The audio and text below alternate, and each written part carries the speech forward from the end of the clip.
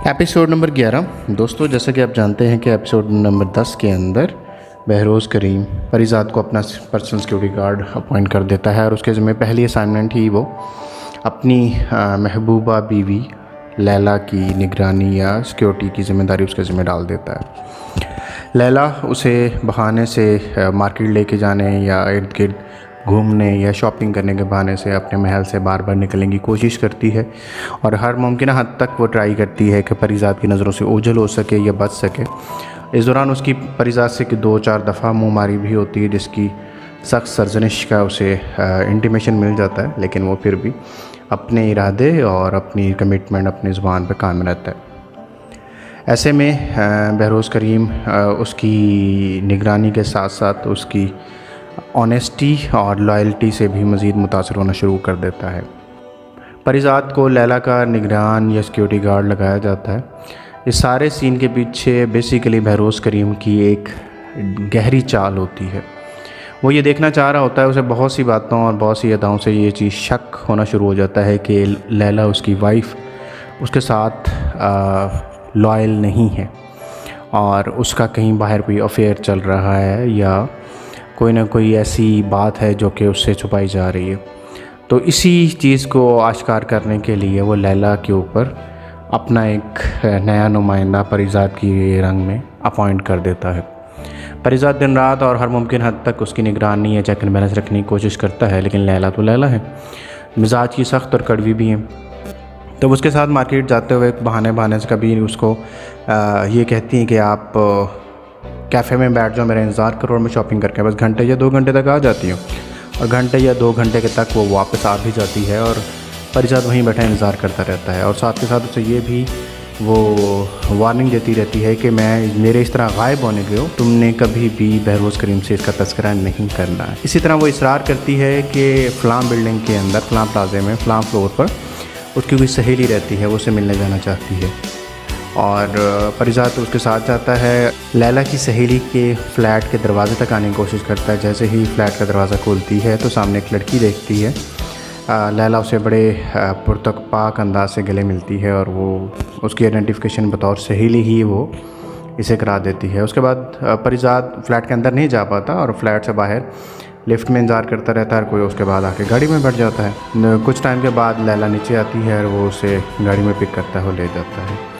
इसी तरह 1-2 दफ़ा और वो उसी फ्लैट में मिलने जाती है और परिजात को निचले वाले फ्लोर पर ही रुकने को कहती है, ऊपर आने को मना कर देती है और वो जाती है और उससे मिल के वापस आ जाती है। और परिजात को यही लग रहा होता है कि वो अपनी सहेली से मिलने जाती है और वो उसके सामने रंगत या वैसे ही उसकी बदसूरती की वजह से उसे ऊपर ले जाना पसंद नहीं करती। अब और साथ के साथ अपने इस राज को राज रखने के लिए कि परिजात 24 घंटे मेरे साथ नहीं है, वो उसे मुख्तलिफ़ किस्म की लालच भी देना शुरू कर देती है, कभी पैसों की, कभी प्यानों की, कभी अथॉरिटीज़ की।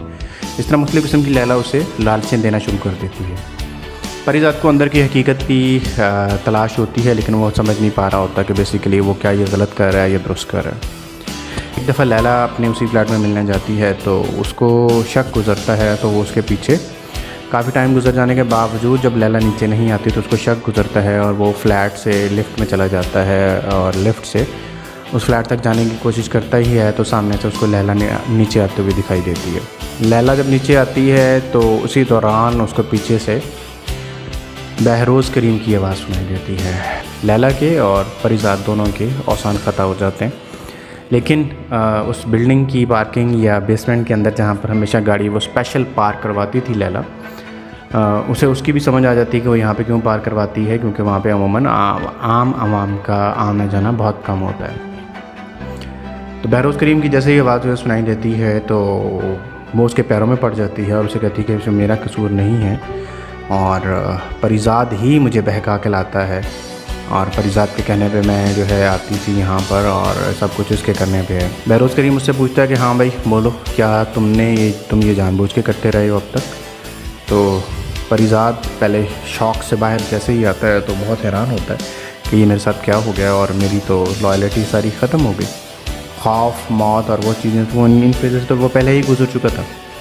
तो जैसे ही लैला उसकी तरफ इशारा करती है कि ये मुझे बहकाता था या इसने मुझे रास्ते से डिट्रैक्ट किया है, तो परिजात सर झुका लेता है बहरोज़ करीम के पूछने पर। वो कह देता है जी हाँ, इन्हें मैंने ही बहकाया था, या इन्हें मेरे ही इशारों पर इन्होंने ये मिस्टेक की है। बहरोज़ करीम के सिक्योरिटी गार्ड कबीर ख़ान और बाकी लोग एक तुर्किश नौजवान को घसीटते हुए उस हॉल में लेके आते हैं, तो लैला की जान निकलने पर आ जाती है। ये लड़का उसका महबूब होता है और वो चोरी छुपे अपनी सहेली का नाम लेकर इस अपने बॉयफ्रेंड या अपने इस महबूब से मिलने आती होती है। तो बहरोज़ करीम उसे मार देने की ऑर्डर देता है, तो लैला उसके पैर पकड़ लेती है और बड़ी मिन्नत समाजत करती है कि इसे कुछ ना कहो, इसका कसूर नहीं है और इसे मैंने बुलाया था, ये है वो है। तो इस दौरान जो है बहरोज़ करीम शदीद गुस्से में आ चुका होता है और मार देने का या शूट कर देने का ऑर्डर देता है। परिजात को भी गोली मार देने का कहता है। परिजात अपनी आंखें बंद करके अपनी मौत का इंतज़ार करने लगता है। जो एकदम उसके सर में भारी कोई चीज़ आके लगती है, वो बेहोश हो जाता है और एकदम उसकी धुंधली होती हुई आंखों में वो लैला के चीखने चिल्लाने और खून के छींटे उड़ने के मंज़र को आखिरी दफ़ा अपनी आंखों में देखता है। जब उसकी आंखें खुलती हैं तो तब पता चलता है कि अभी वो नौजवान जो तुर्किश था उसे मार दिया गया है और साथ के साथ लैला का भी मर्डर कर दिया गया है। लेकिन परिजात ज़िंदा है। परिजात जब होश में आता है तो बहरोज़ करीम उसके पास आता है और उसे पूछता है कि तुमने जानते बूझते हुए क्यों झूठ बोला, या लैला की इस दगाबाजी के अगेंस्ट तुम सच बोल के ख़ुद को छुपा सकते थे, बचा सकते थे, लेकिन तुमने सबके सामने और लैला के सामने क्यों लैला के फ़रेब को सच साबित कर दिया या मेरे सामने हाँ में सर हिला दिया।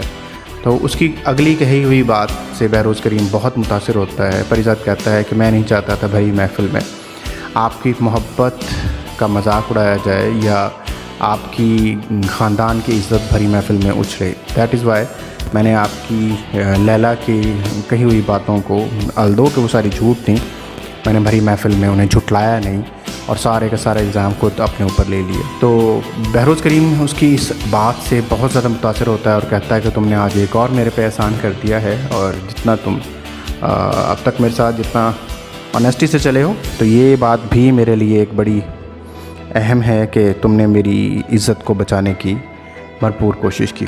लेकिन लैला को मार चुका होता है और बड़े खुफिया तरीके से उसकी लाश को ठिकाने लगा दिया जाता है और उस लड़के की लाश को भी ठिकाने लगा दिया जाता है। दोस्तों, ये है एपिसोड नंबर 11। मज़ीद एपिसोड्स और कमिंग आने वाले इवेंट्स को जानने के लिए आप हमारे चैनल को सब्सक्राइब कर लें, बेल के आइकॉन पे क्लिक कर लें और अपनी फ़ीडबैक ज़रूर हमें दें। बहुत शुक्रिया।